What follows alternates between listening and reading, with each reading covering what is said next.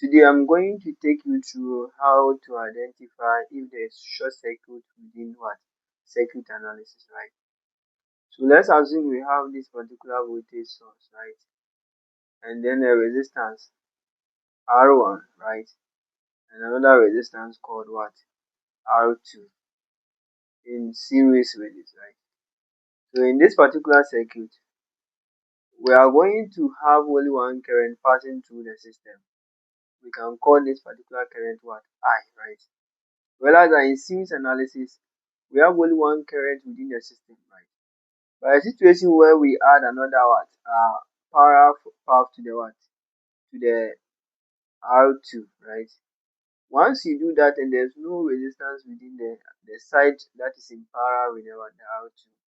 And I've already explained this one earlier that if you want to know if a particular path is in parallel with what a particular resistance such that they share the same voltages, then the two terminals of that particular paths are all connected. If they are connected, then they are in parallel such that they share the same voltages. When it happens that way, realize that when this I passes here, it will share between this particular side and this side.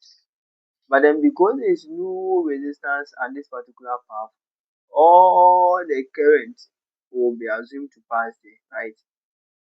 Because resistance opposes the flow of current, right?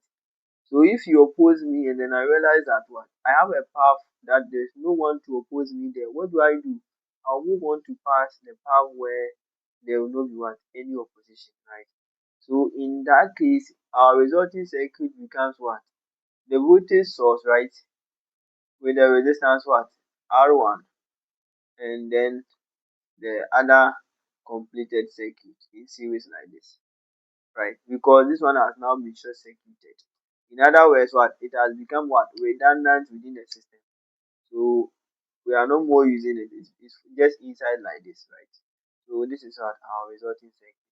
So any resistances that is what in parallel with the what with the low resistance path or small resistance path will be short circuited.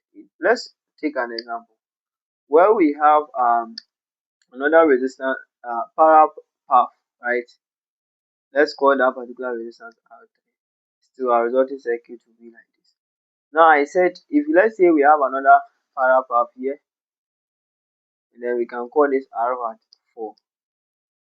Finally back to the same location. Still R4 becomes our redundant because the current will still share between this and then all. So therefore our resulting circuit will still be what we have at the right hand side. So that is basically how to identify short circuit. And this is very important concept in circuit analysis because most of the time when you are solving Norton's theorem, Thevenin's theorem, these things will be popping out. Thank you for the class and then you see me in our next episode.